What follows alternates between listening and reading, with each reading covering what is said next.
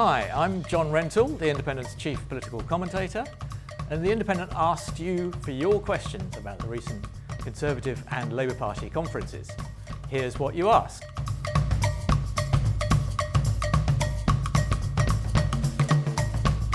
Craig Tribe asked, why do you think the Tory party is having to concoct false legislation which they intend to outlaw?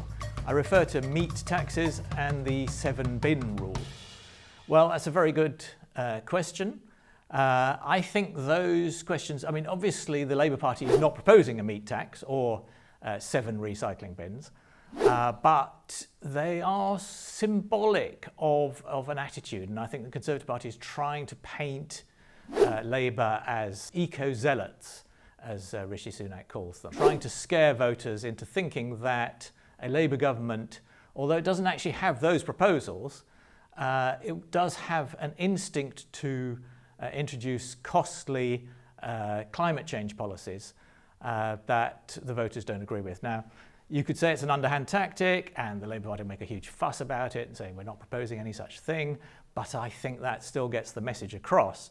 It's a bit of a sort of Brexit style tactic to put an untrue claim out there which nevertheless represents something that the voters care about. Real European asks, how much influence do the National Conservatives have in the ideology of the Conservative Party? He's referring to Suella Braverman, the Home Secretary, who spoke at a conference called National Conservatism, which was a very sort of Trumpian, American-style nationalist agenda, very much aimed at controlling immigration. Now, Suella Braverman has had her issues with immigration. She fell out with Liz Truss because Liz Truss realised that we do need immigration in order to keep the economy going, and Suella Braverman was trying to restrict it.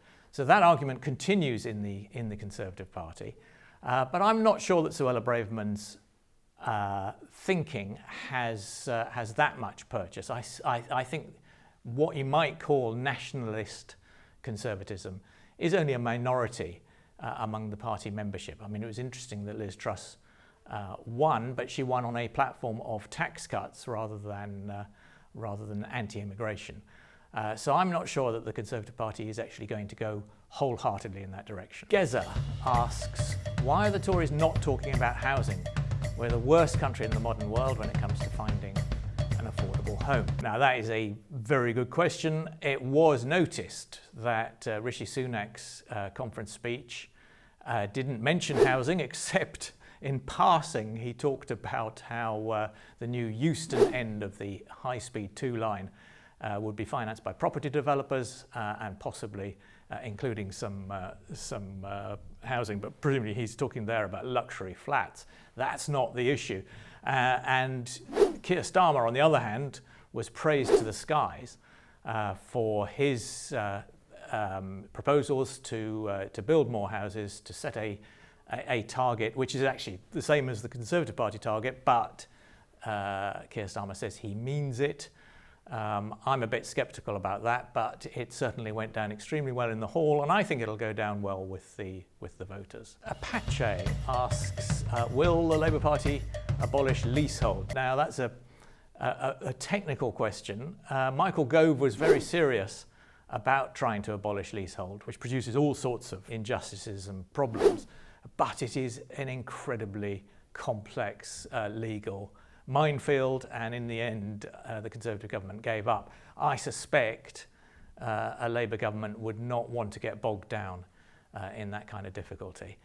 So I'm afraid I think leasehold tenure of flats is going to stay. I think there are more important issues in housing that need to be addressed. Dave the Cat says, why did that's me, John Rentoul, prefer a Tory government in 2019 rather than a Labour government? It's not strictly a question about the party conferences, but I'm absolutely happy to defend my writing at the time.